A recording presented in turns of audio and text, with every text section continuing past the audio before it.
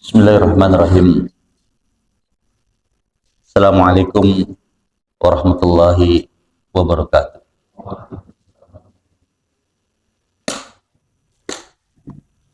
Alhamdulillah alladzi bi ni'matihi tatimmus shalihat.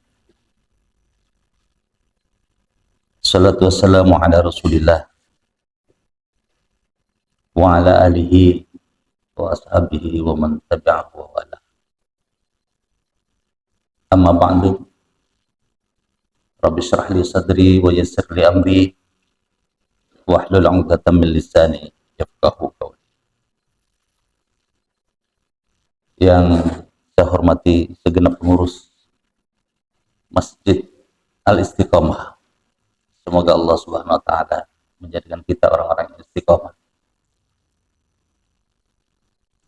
Para hadirin sidang sholat subuh yang dirahmati Allah Subhanahu wa taala.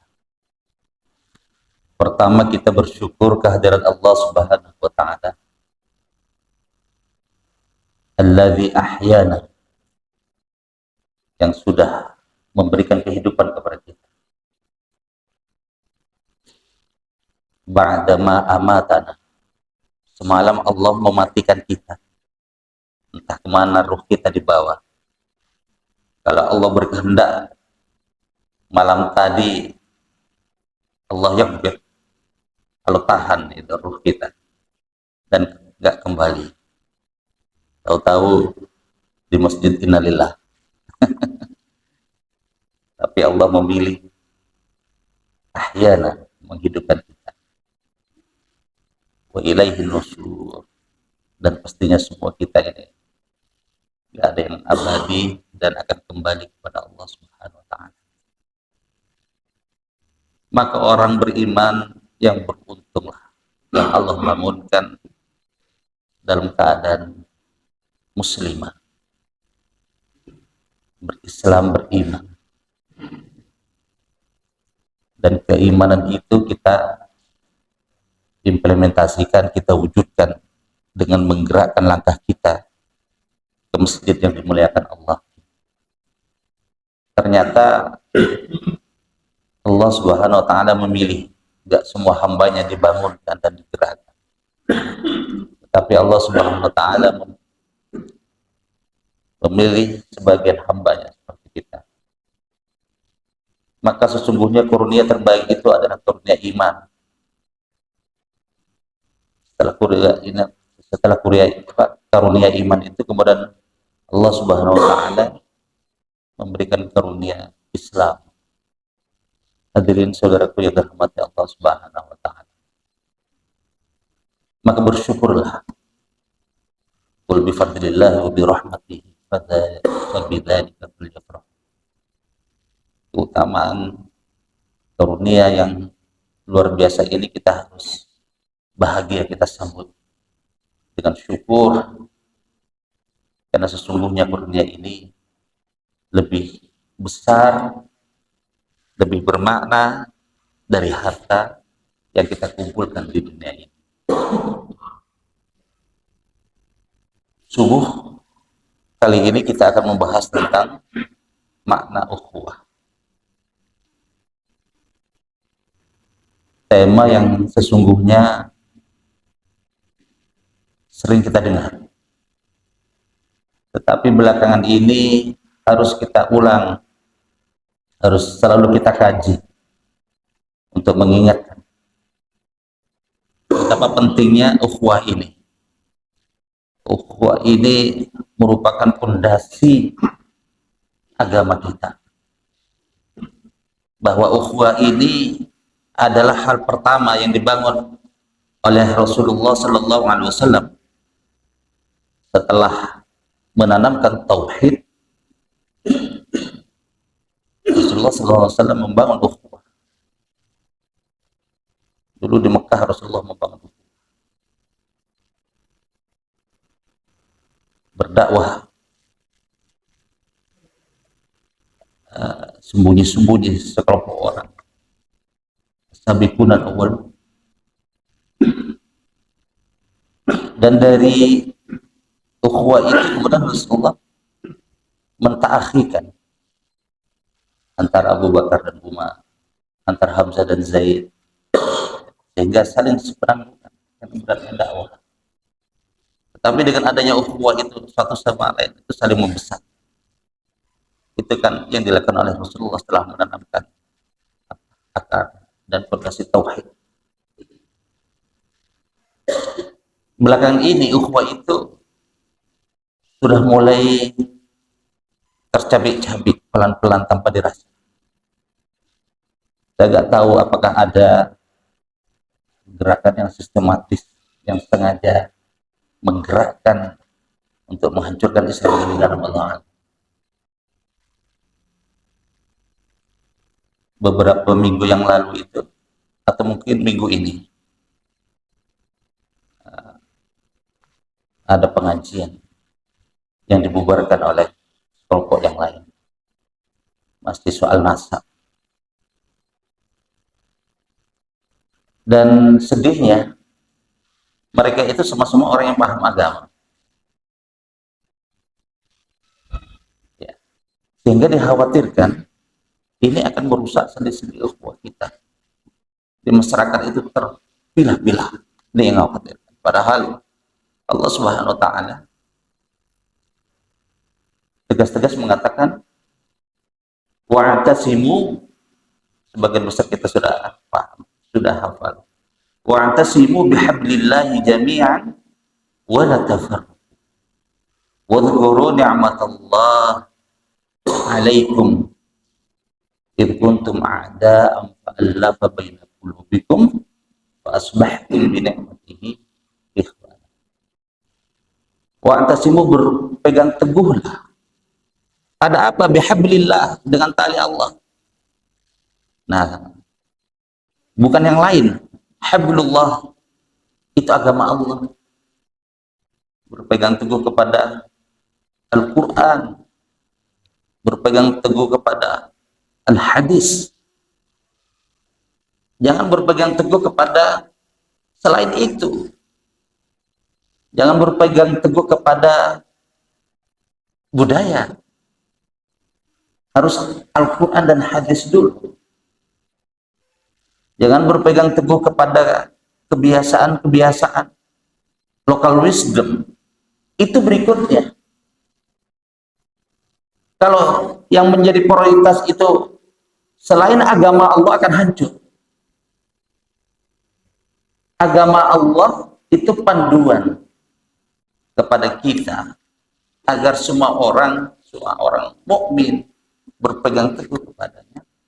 Kalau tidak berpegang teguh kepada Al-Quran dan Al-Hadis, kepada din Allah, hancur bercerai-berai kita. Wadhkuru ni'matallah 'alaikum. Allah Subhanahu wa taala mengingatkan kita semuanya. Ingatlah. Idh kuntum a'da fa'alafa baina qulubikum. Allah Subhanahu wa taala dulu mengingatkan kita. Dulu umat Islam itu bercerai-berai. Seperti kita tahu, suku Aus dan Khazraj ini suku Arab bagian selatan di Madinah atau Yasrib.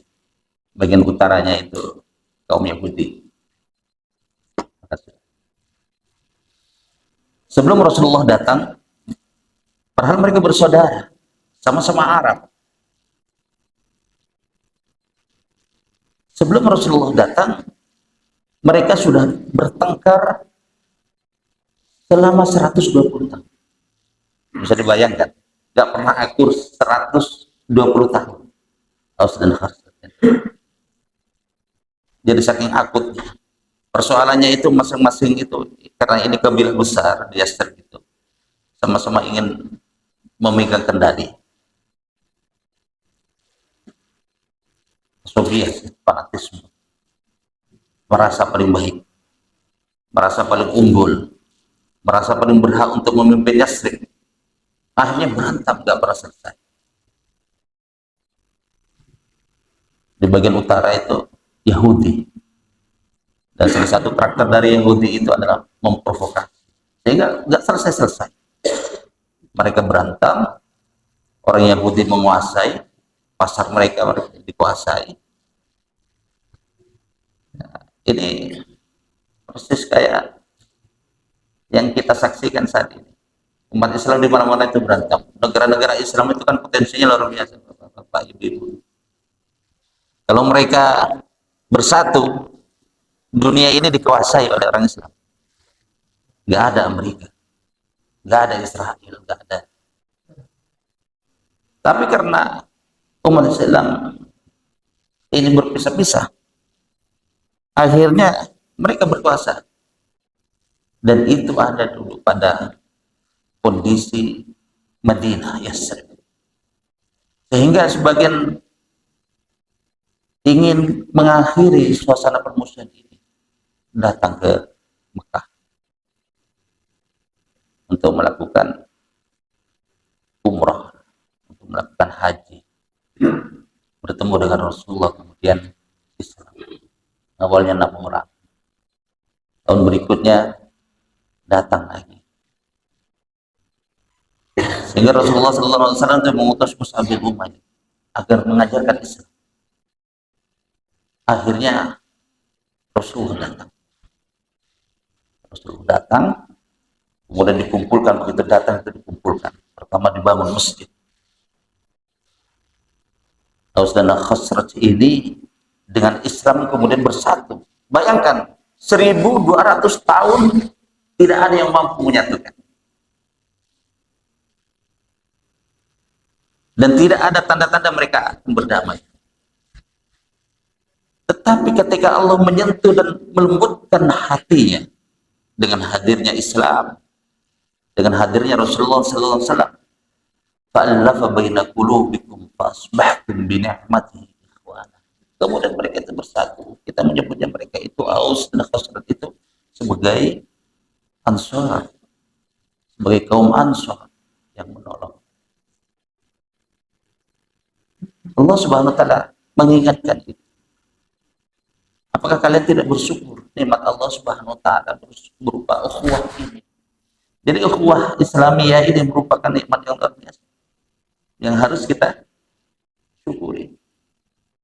Seperti bersyukurnya orang Khaus dan Khazraj, orang Ansar ini, dengan datangnya iman, dengan datangnya Islam, dengan datangnya Rasulullah kepada mereka, sehingga mereka itu membentuk masyarakat yang kuat, yang kemudian akan menjadi pusat kekuatan ekonomi, kekuatan militer.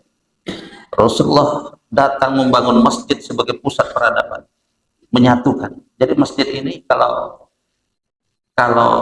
tidak makmur, itu kehilangan substansinya. Maka kewajiban kita untuk memakmurkan masjid. Masjid itu tidak boleh kosong. Masjid itu harus penuh dengan aktivitas. Dan itu yang dilakukan oleh Rasulullah SAW ketika ada di Yasrib, di Madinah. Seluruh elemen-elemen masyarakat dikumpulkan di sini, sehingga membentuk persaudaraan yang kuat. Satu sama lainnya disaudarakan. Orang Madinah, Ansar, harus dipersaudarakan dengan seorang muhajir. Ada 40 pasangan. Hingga di situ bisa kuat. Kemudian apa yang dilakukan? Yang dilakukan membangun pasar sebagai pusat muamalah syariah. Dulu yang menguasai orang Yahudi, tapi ketika pasar-pasar itu dikuasai oleh orang Islam, berkeadilan.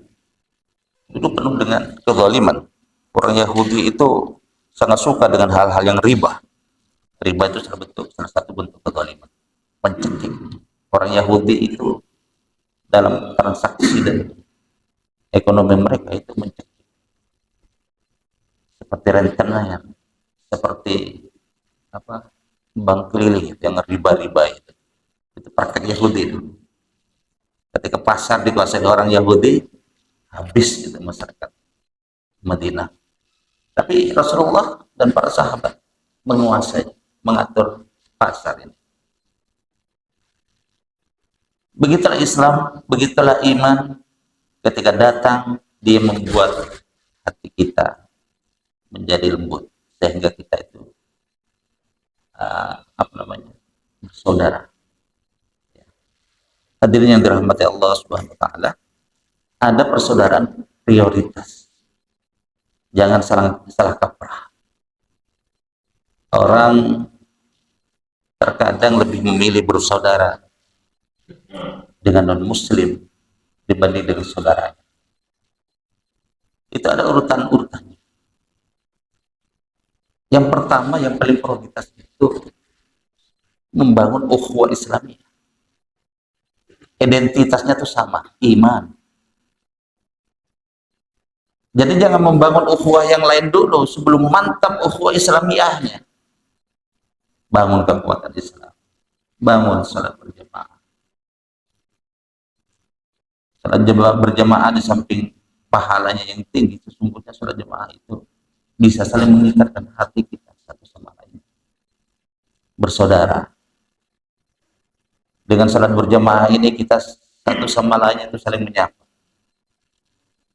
Permusuhan itu luntur karena kita selalu terikat 5 waktu dalam shaf yang sama, dalam barisan yang sama, dalam ibadah yang sama. Muncul rasa cinta, dan cinta ini akan kita bawa nanti sampai ila yaumil qiyamah. Apakah bisa kita itu bersaudara sampai hari kiamat, sampai akhirat? Bisa. Makanya ada istilah bersahabat sampai akhirat. Itu bisa. Al-akhilla, kata Allah Subhanahu wa taala, yauma idzin ba'duhum li ba'din. Pada hari kiamat itu nanti saudara, teman, semuanya itu akan berpisah, satu sama lainnya itu tidak saling mengenal. Illal muttaqin. Nah, kecuali insya Allah ini nih, orang-orang yang bertakwa ini. Persahabatannya nanti sampai akhirat. Di mahsyar kita nanti berkumpul. Ya, orang-orang yang bertakwa ini akan berkumpul. Al-akhillah.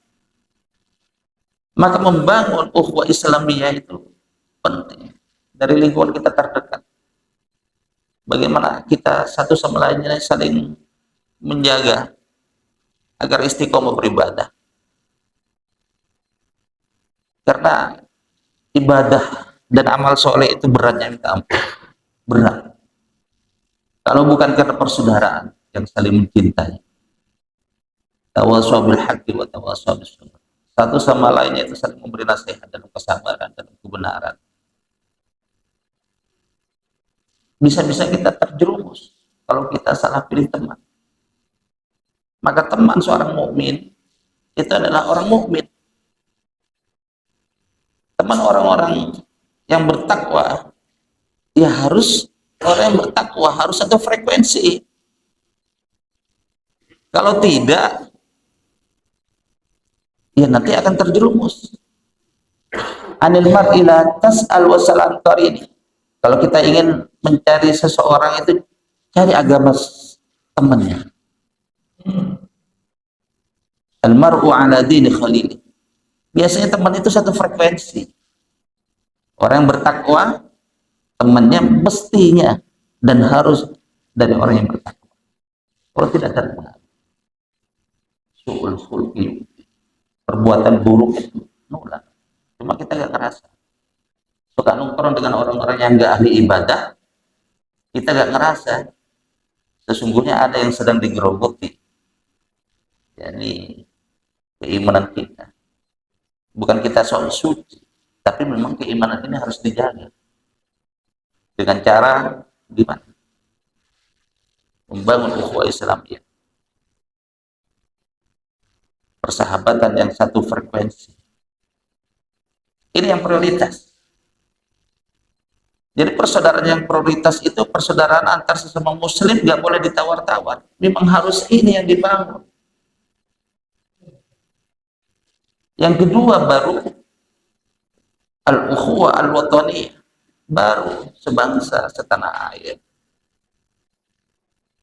lintas suku, lintas agama, lintas etnis, lintas budaya, boleh atas nama Indonesia.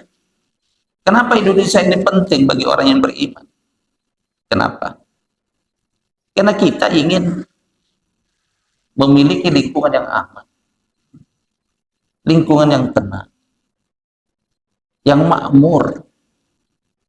Kita bisa membayangkan saudara kita seperti di Palestina, di Gaza itu. Masya Allah. Orang udah terbiasa 2 hari gak makan, 3 hari gak makan. Kita gak membayangkan bagaimana laparnya. Kenapa? Karena konsep negaranya tidak terbentuk, dicabut-cabik oleh orang yang zalim, orang-orang Israel, Zionis, laknatullah alaih.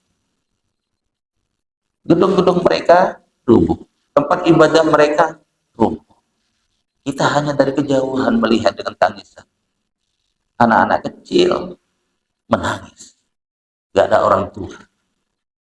Jadi darah, luka, rasa sakit sudah terbiasa.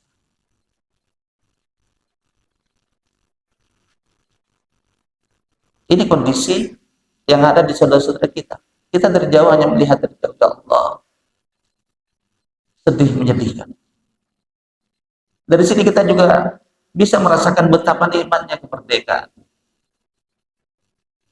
Negara yang makmur, negara yang aman, tempat-tempat ibadahnya banyak dan megah, lebih-lebih penuh terisi dengan jemaah. Ukhuwah Islamiyah terjaga dengan baik.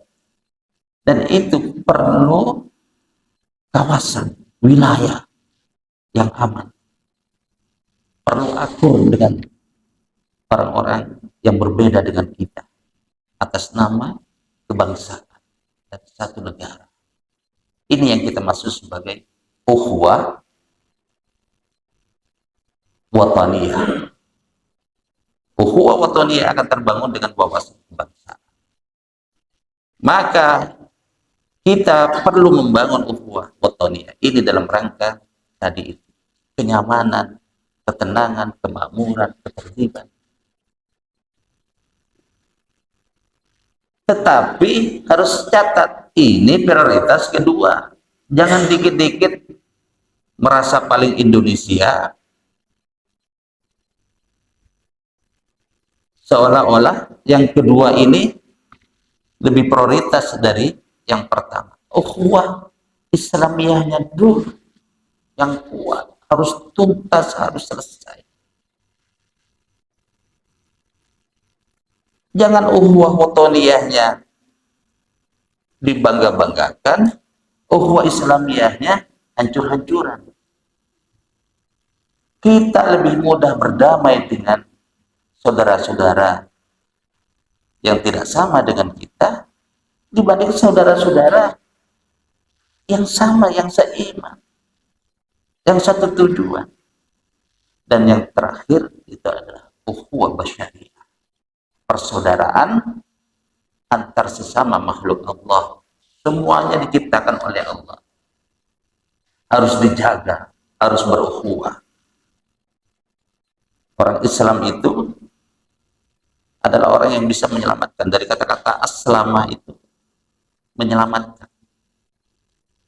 Islam itu rahmatan lil alamin. Baru ada konsep rahmatan lil alamin. Jadi harus seimbang. Tetapi keseimbangan ukhuwah itu harus by prioritas, by priority. Harus ada urutan-urutan. Nah, gitu.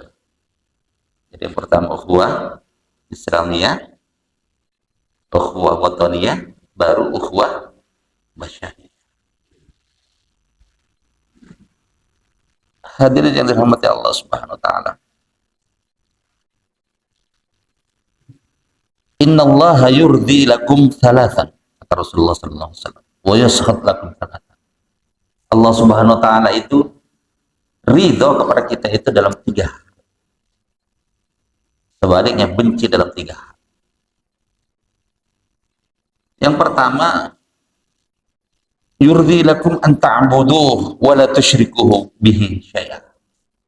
Allah itu rela banget kalau kita beribadah kepada Allah, tidak menyekutukan Allah Subhanahu wa taala.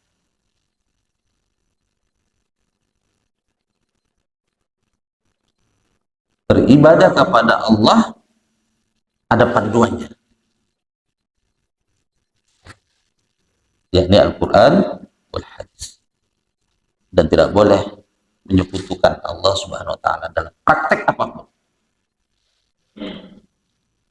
Yang kedua, wa an ta'tasimu bihablillahi jami'an wa la tafarraqu. Allah itu rela kepada kita. Yang kedua, yakni berpegang teguh kepada Allah, kepada agama Allah, dan tidak bercerai-berai. Jadi ukhuwah ini adalah salah satu yang Allah ridhoi, Allah wajibkan kepada kita. Dan yang terakhir, wa antanasahu man walahullah amrak. Allah ridho kita itu memberi nasihat kepada pimpinan kita. Pimpinan kita itu harus dinasihati, baik yang paling atas sampai yang paling bawah, dari presiden sampai RT, atau bahkan sampai pimpinan-pimpinan misalnya DKM, harus saling mengingatkan. Karena ini perbuatan yang Allah Subhanahu wa taala ridho.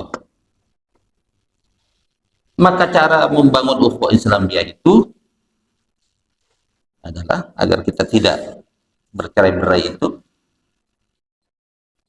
adalah cinta dan kasih sayang, penuh kepedulian.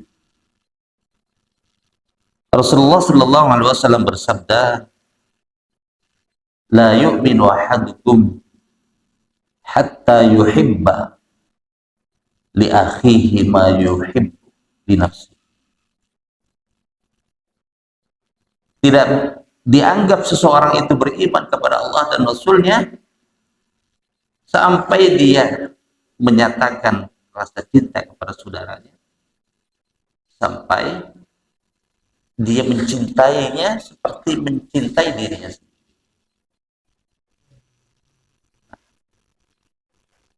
Ini yang berat itu, mencintai orang lain seperti mencintai diri sendiri itu gimana caranya?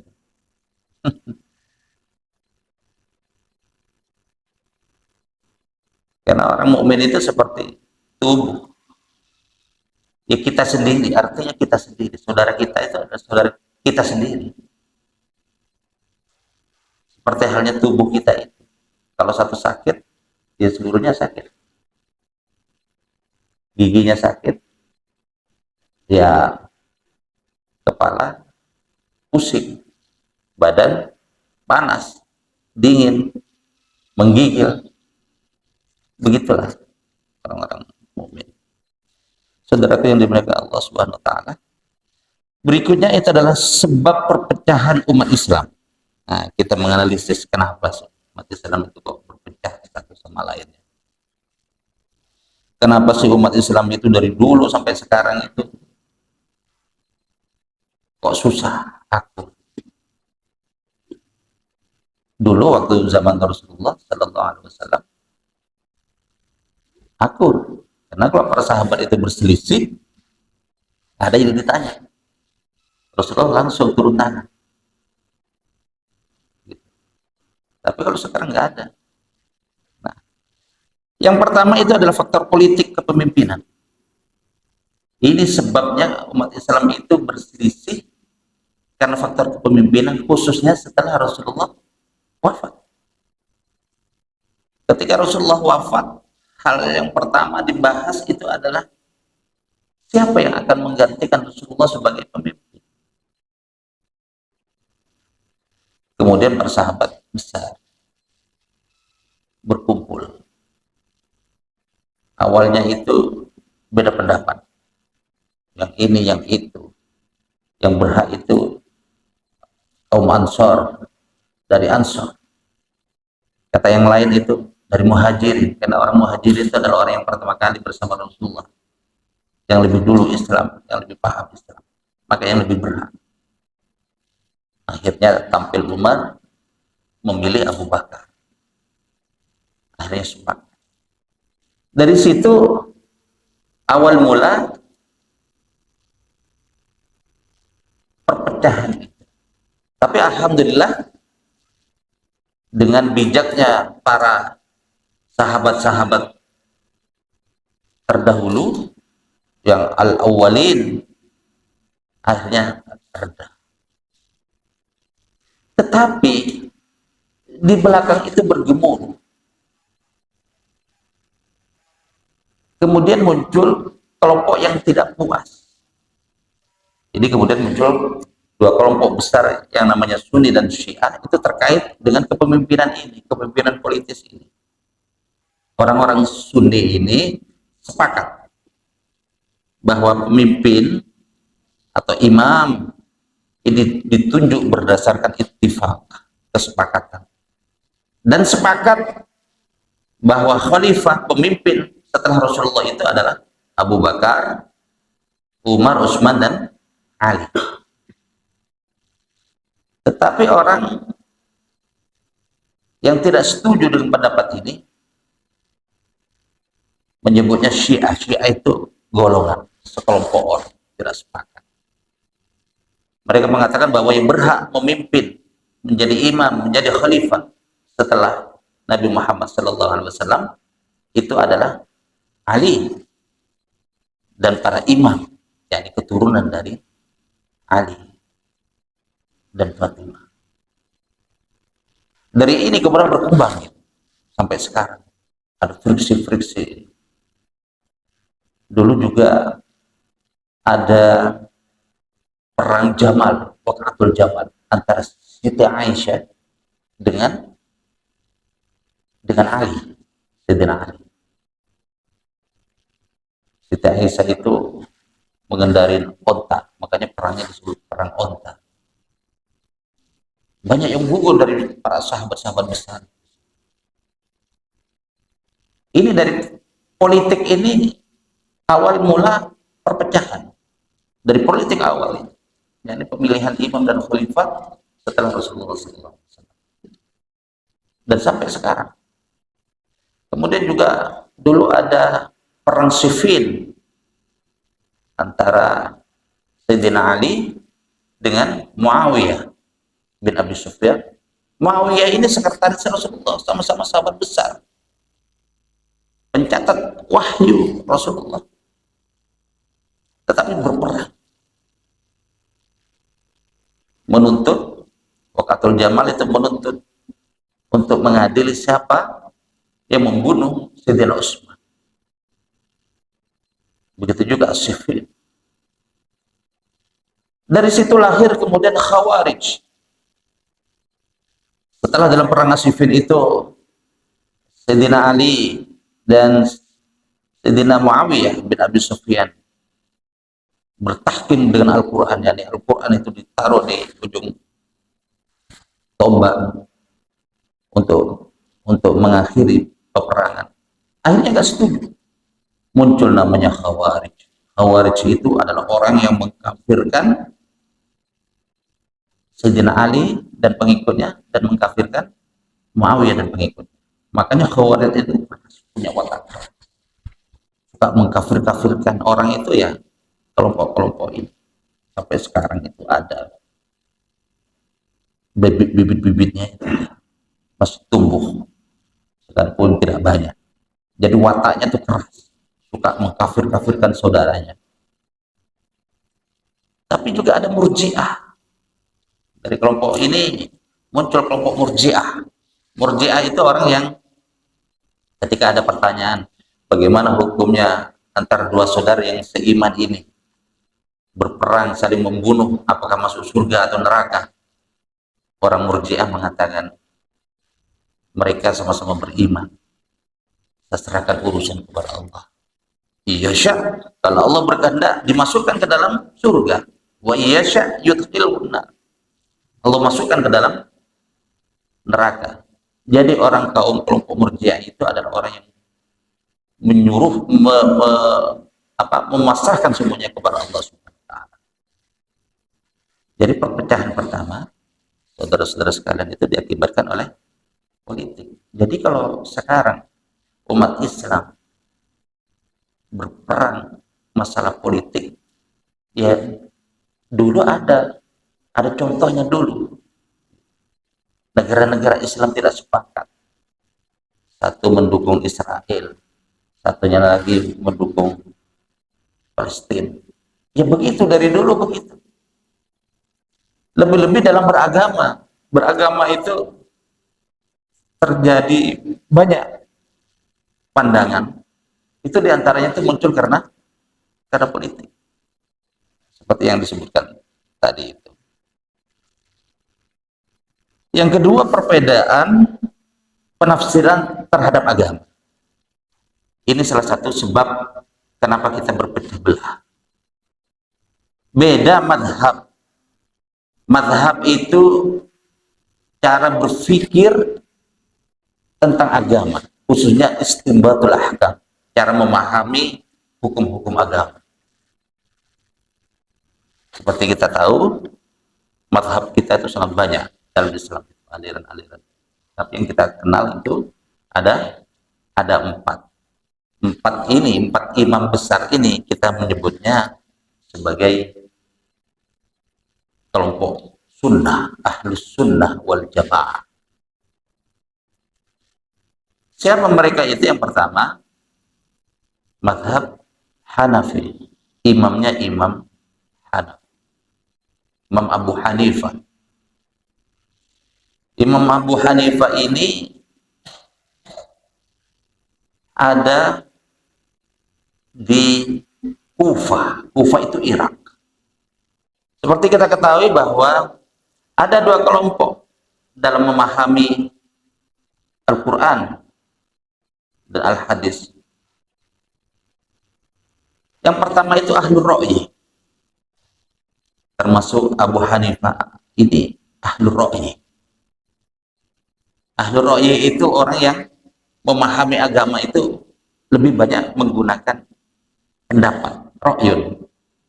Kenapa? Karena ada di daerah Irak, Kufah, Irak.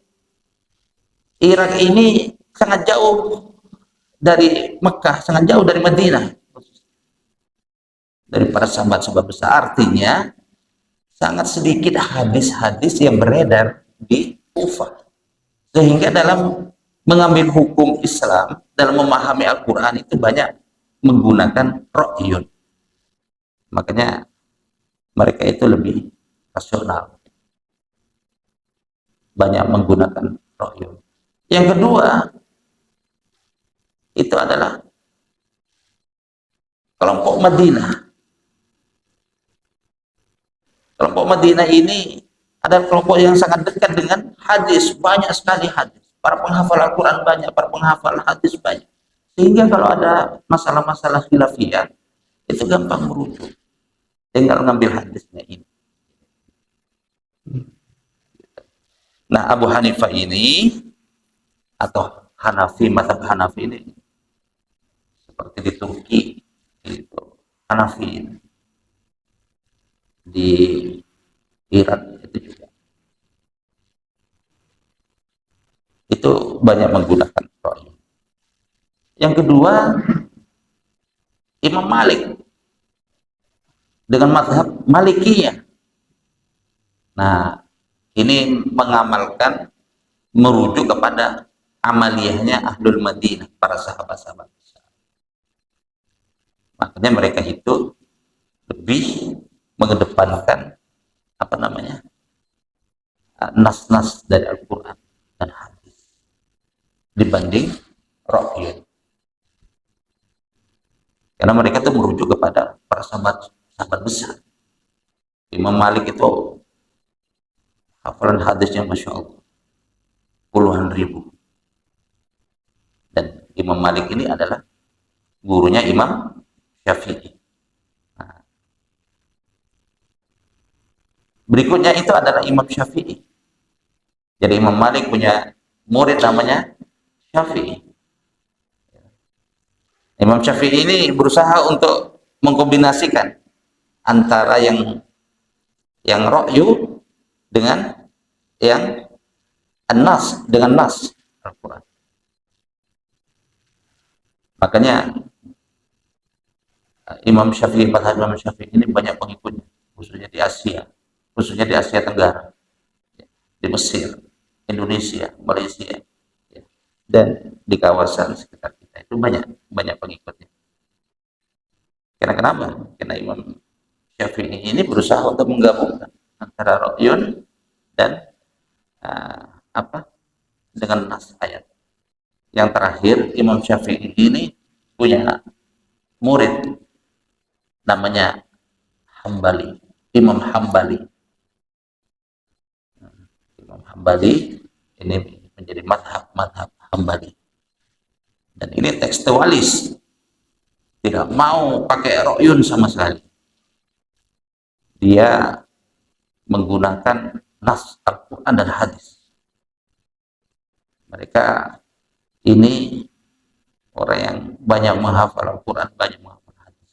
Ulama-ulamanya banyak dan besar. Ini madhab yang dianut oleh Arab Saudi pada umumnya. Di Saudi, madhabnya madhab Hambali. Nah, semuanya ini bersumber kepada Al-Quran dan hadis. Semua imam-imam besar ini, yang 4 ini adalah orang-orang yang sangat bertakwa kepada Allah. Mereka itu ahlullah, ahlul Quran, orang-orang pilihan Allah.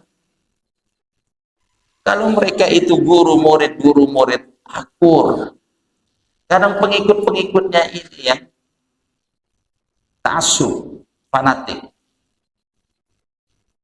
Orang biasa kunut, melihat yang nggak kunut, marah. Dianggapnya tidak sah. Atau dianggapnya laisa minna, bukan dari golongan kami. Atau sebaliknya. Padahal itu ada dalilnya dari imam-imam. Dari imam-imam mujtahid. Karena Al-Quran sendiri itu, saudara-saudara sekalian, kalimatnya itu, ayat-ayatnya itu ada yang zahir. Yang zahir itu yang jelas, yang sharih. Ada ayat-ayat yang jelas, gak usah ditakwil, gak usah diapa-apain, langsung dilaksanakan. Misalnya, qul huwallahu ahad, Allahu samad. Katakan Allah itu ahad, Allah itu somad. Itu gak usah ditakwil, harus diyakini, dipahami apa adanya. Tapi juga ada ayat-ayat yang mutasyabihat, seperti yadullah fawqa aydihim, tangan Allah di atas tangan mereka. Nah, kata-kata yadun ini multi makna dan dipahami orang bermacam-macam. Imam-imam dulu memahami yadun ini macam-macam, karena itu istilah yadun. Dikatakan, yang menafsirkan mengatakan yadun itu berarti kekuasaan, karena nggak mungkin Allah itu punya tangan. Tapi sebagian mengatakan yadun itu ya tangan. Allah itu punya tangan, Allah itu punya mata, Allah itu punya telinga, tapi tidak boleh menggambarkan sama dengan makhluk. Jadi ulama dulu itu dalam memahami ayat itu macam-macam, sehingga ketika menarik hukum atau istinbatul ahkam, hasilnya macam-macam. Begitu juga hadis. Hadis Rasulullah itu banyak. Rasulullah itu kadang menyampaikan ke sahabat yang ini dalam satu waktu, dalam satu majelis, tidak menyampaikan kepada sahabat itu. Sehingga antar sahabat hadisnya juga macam-macam. Gitu. Karena itu perbedaan dalam madhab ini jangan pernah menjadi alasan untuk bercerai-berai. Karena dari dulu, dari zamannya para sahabat, ya tadi itu, karena menerima hadis atau ucapan Rasulullah atau praktek Rasulullah itu mereka itu macam-macam. Karena itu perbedaan ini hanya wilayah khilafiyah. Yang furu'iyah, khilafiyah ini terjadi hanya pada furu'iyah, bukan hal yang prinsip seperti akidah. Tapi kalau masalah akidah ini semua kaum muslimin itu sepakat, itu sepakat. Seperti tauhid, seperti akidah, nggak boleh di otak. Yang berbeda itu hanya pada tataran furu'iyah tentang hukum ini, hukum itu. Karena kondisi masyarakatnya juga beda-beda. Antara kondisi masyarakat di Hijaz, di Madinah, beda dengan di Kufah, di Irak. Beda lagi dengan menjauh di sana seperti di Asia, di Afrika. Beda. Sementara Al-Quran ini harus dipahami, tidak ada, harus dipahami secara utuh dan menjadi panduan sampai ila yaumil qiyamah. Dan dari teksnya itu tidak bisa menjawab persoalan-persoalan yang muncul kemudian, gitu. Karena di situ perlu istinbatul ahkam. Harus ada ulama-ulama yang menafsirkan hukum dari Al-Quran hadis sesuai dengan konteks. Karena itu ada Imam Syafi'i itu membuat usul fikih. Bagaimana istinbatul ahkam, yakni mengambil hukum dalam Al-Quran atau Al-Hadis itu sesuai dengan kondisi, konteks, tanpa menanggalkan atau keluar dari makna kitab, yakni Al-Quran dan Al-Hadis. Saudara-saudaraku yang dirahmati Allah Subhanahu wa Ta'ala, nah, bicara tentang khilafiyah ini pembahasan yang sangat panjang. Kitabnya itu banyak sekali. Kita hanya bisa menyimpulkan bahwa perbedaan madhab ini sesungguhnya ada akarnya. Jadi nggak usah diperdebatkan. Masing-masing punya dalilnya. Terserah antum sepakat atau merasa nyaman dengan amaliyahnya Imam Hanafi, ya silahkan ikut menjadi Hanafiyah. Imam setuju dengan Imam Malik, jadi pengikutnya Malikiyah. Setuju dengan pendapatnya Imam Syafi'i, jadilah Syafi'iyah, pengikut Imam Syafi'i. Atau menjadi pengikutnya Imam Hambali, Al-Hanabilah. Santai saja. Semuanya itu ada panduannya. Dan kita insya Allah tidak akan diminta pertanggungjawaban oleh Allah Subhanahu wa Ta'ala dalam mengikuti mazhab ini. Tinggal imam kita yang mengikuti. Jadi nggak perlu berdebat. Sudah bukan zamannya sekarang berdebat masalah mazhab. Silahkan. Yang nggak boleh membuat mazhab sendiri, membuat pendapat sendiri. Ya, nggak punya ilmu menafsirkan Al-Quran sendiri. Padahal menfasir Al-Quran bira'yi bahwa kufur, menafsir Al-Quran dengan pendapatnya sendiri itu kafir. Tidak boleh. Al-Quran itu kalamullah. Makanya kalau ada orang sok pinter kemudian membuat ajaran sendiri, ya, itu yang menimbulkan permusuhan dan retaknya ukhuwah Islamiyah. Yang ketiga yang menjadi sebab perpecahan umat Islam itu adalah faktor sosial dan ekonomi. Nah, ini perlu dicatat. Kadang kita gak ngerasa bahwa ketidakpedulian kita dengan sesama itu menyebabkan sendi-sendi ukhuwah Islamiyah ini hancur. Dalam satu tempat, dalam satu RT, dalam satu kawasan, dalam satu RW, ada saudara-saudara kita yang gak mampu. Kita gak peduli. Itu yang akan meretakkan ukhuwah Islam. Ya. Ini menjadi tugas jadi pemimpin, merekatkan ukhuwah Islamiyah itu dengan keadilan. Dalam Islam itu ada konsep zakat. Biar semuanya rata. Ekonomi kita itu tidak berputar hanya pada sekelompok orang. Ini orang-orang yang berkuasa, orang-orang yang kaya. Ya. Harus ada gerakan Masanya di RT, di RW, oh segini perlu bantuan, ayo bantuan. Masjid dijadikan sebagai tempat untuk memobilisasi pemerataan ekonomi ini, sehingga saudara-saudara kita yang ada di lingkungan kita ini merasa aman, merasa nyaman di tengah saudaranya. Ya. Dan apabila sudah terbangun kesetaraan dalam bidang ekonomi ini, insya Allah ukhuwah Islamiyah akan muncul. Ya. Jadi nggak boleh cuek saudara kita. Mungkin sebelah kita anaknya sakit semua, tanyalah, tegurlah, kenapa tidak ke dokter, apa masalahnya, nggak punya BPJS, diurus, tolong diuruskan. Nggak punya uang, ya gimana urunan. Ini yang menjadi faktor pengikat cinta dan apa namanya ukhuwah Islamiyah. Jadi faktor sosial, kesenjangan ekonomi ini menyebabkan kita itu cerai berai.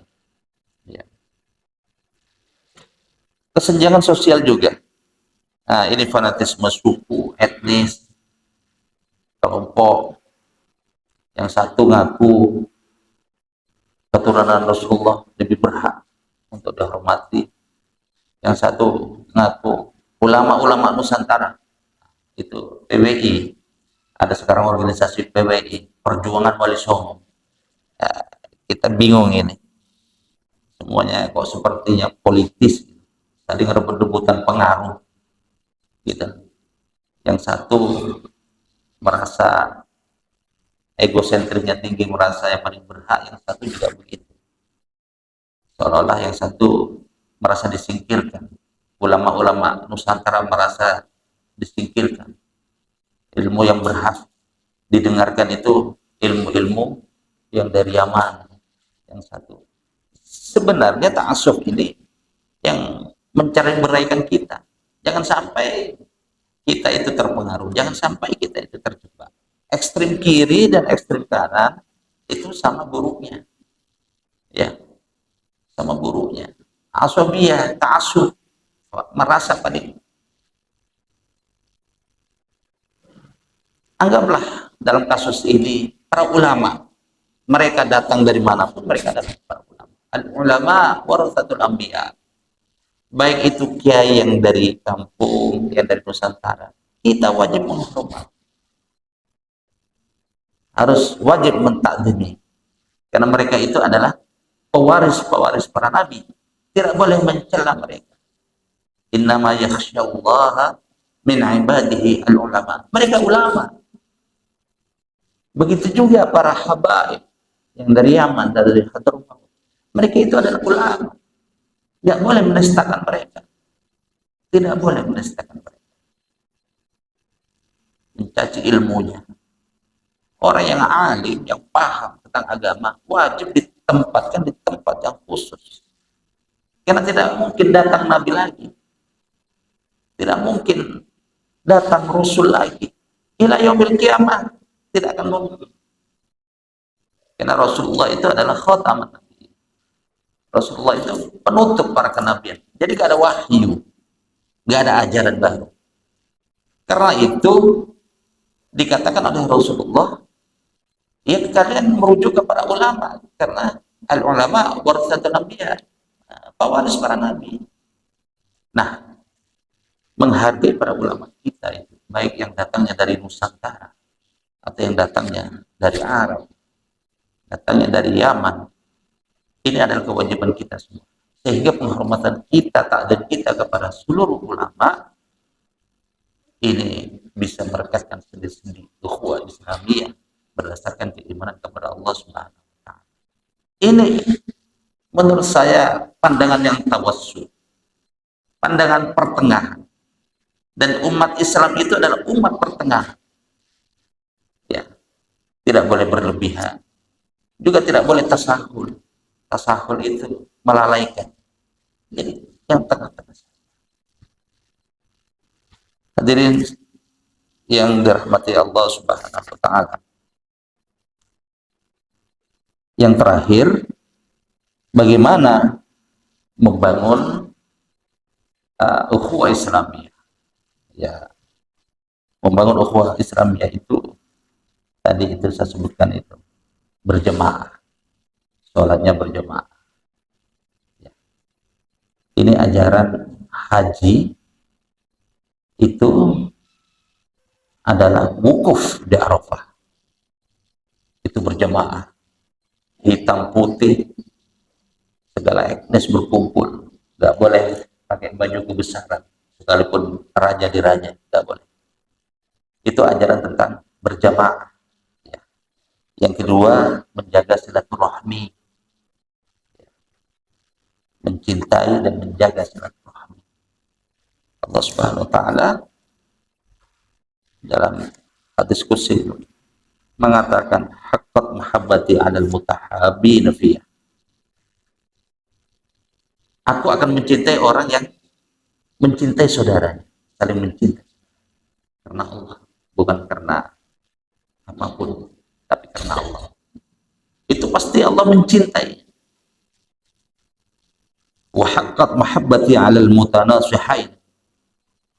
Allah akan mencintai orang yang dua bersaudara yang saling memberi nasihat. Nah, jadi kalau kita itu suka bernasihat satu sama lainnya, saling mengingatkan, itu Allah sangat cinta. Berikutnya wa haqqat mahabbati alal mutazawirin, alal mutazawiraini fiyah, karena aku itu mencintai orang yang satu sama lainnya itu saling berkunjung. Jangan minta dikunjungin terus, sesekali gantian berkunjung. Itu Allah senang sekali, cinta sekali. Cuma kata Rasulullah, zuru nadra, berkunjungnya itu ya jarang-jarang, jangan keseringan. Pagi datang, sore datang, orang bosan jadi omongan. Saudara kita mungkin nggak ngomongin, tapi istrinya atau suaminya belum tentu. Karena itu menjaga perasaan itu dengan berkunjung jarang-jarang. Tapi harus saling berkunjung, berbalas kunjungan. Itu Allah sangat cinta sekali. Haqqat mahabbati 'alal mutabadilain. Saling memberi, jangan minta diberi melulu. Sekali-kali gantian naraktir. Itu Allah cinta sekali. Ya. Sekali saling memberi hadiah. Karena memberi hadiah itu menimbulkan rasa cinta. Itu fitrah. Jangan bilang, wah dia itu matre. Jangan, fitrah. Dan kita dianjurkan untuk saling memberi hadiah kepada saudara yang kita cintai.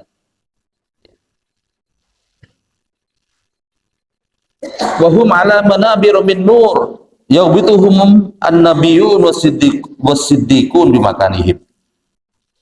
Kelak pada hari kiamat Allah Subhanahu wa taala, orang-orang tadi itu Allah akan ditempatkan di mimbar, diperlihatkan kepada manusia dan seluruh makhluk. Sampai-sampai para nabi, para siddiqun, orang-orang soleh itu iri karena mereka itu ada di panggung cahaya, orang-orang yang menjaga silaturahmi dengan saudara. Saudara-saudaraku yang dirahmati Allah Subhanahu wa taala, ada kalanya saudara-saudara kita yang seiman, yang kita jaga rasa cinta, itu lebih baik dari anak dan istri kita. Ini bukan kata saya, tapi kata Hasan Al-Basri. Kenapa mereka itu ada kalanya lebih baik daripada keluarga dalam, keluarga inti di rumah kita? Karena keluarga inti kita, ya istri, ya anak kita, ya suami, ya anak kita, itu mengingatkan kita hal-hal yang duniawi. Ngingetin, minta belanja, minta makan. Yang kita bicarakan setiap hari di rumah kita itu urusan-urusan dunia. Makanya kata Imam Al-Basri, ada kalanya saudara kita yang tidak inti di rumah itu lebih baik daripada saudara inti kita. Seperti yang ada di sini. Kenapa? Karena saudara-saudara ukhuwah ini mengingatkan aku, kata Imam Hasan, akan akhirat, berdiskusi tentang agama, berdiskusi tentang akhirat, mengingatkan kita, meluruskan kita manakala ada kata-kata kita yang tidak baik, perilaku kita yang melanggar dari agama. Mereka berbicara, speak up, karena tidak ingin saudaranya itu terjebak dalam kemaksiatan, dalam dosa. Ya, itu kata Hasan al-Basri. Berkunjung kepada saudara-saudara kita. Ya. Ini qaulu Asy-Syaikh Muhammad Shalih Al-Utsaimin, syarah Riyadhus Shalihin. Bab silaturahmi dan berkunjung ini. Wazziarah laha fawaid. Berkunjung kepada saudara kita itu banyak faidahnya. Fama'a hadzal ajril 'azim. Selain pahalanya besar. Yang pertama, bersilaturahmi dan berkunjung dengan saudara kita itu tu'liful qulub, mengikatkan hati, saling mencintai, terikat hati. Wa tajma'un nas, membuat akur. Wa tudzakir an-nasi, mengingatkan orang yang lupa. Wa tanabbih al-ghafil, mengingatkan orang yang lalai. Wa tu'allim al-jahil, mengajari orang yang bodoh. Jadi kalau berkunjung, kira-kira temanya ini, jangan tema dunia melulu. Ketika kita silaturahmi kepada tetangga, kepada saudara kita yang di luar, temanya itu harus bicara juga tentang agama, mengingatkan, berdiskusi. Jangan hanya bicara tentang hobi yang sifatnya duniawi. Ya, kita harus juga membahas hal-hal yang terkait dengan agama.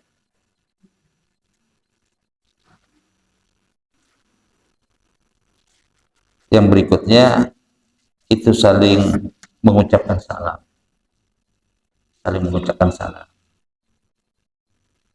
Salam wa ta'amut ta'am.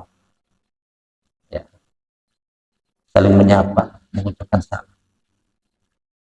Baik itu kepada orang yang kita kenal ataupun ke orang yang tidak kita kenal, sampaikan salam, karena itu akan merekatkan hubungan.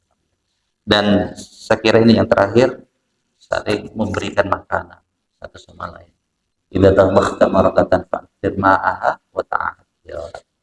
Jika kita masak, perbanyak kuahnya, masak lauk, perbanyak kuahnya, wa ta'ahad jirana, kemudian bagikan kepada saudara-saudara. Kalau kita saling berbagi makanan antar tetangga, Masya Allah, kita akan membangun sendi-sendi ukhuwah yang luar biasa. Saya kira demikian yang dapat saya sampaikan tentang pentingnya ukhuwah Islamiyah ini, saudara-saudara sekalian. Mudah-mudahan Allah Subhanahu wa taala menghibur kita di akhirat dengan semangat ukhuwah Islamiyah dan menang dan takwa kepada Allah Subhanahu wa taala. Wa'alafu minkum. Assalamualaikum warahmatullahi wabarakatuh.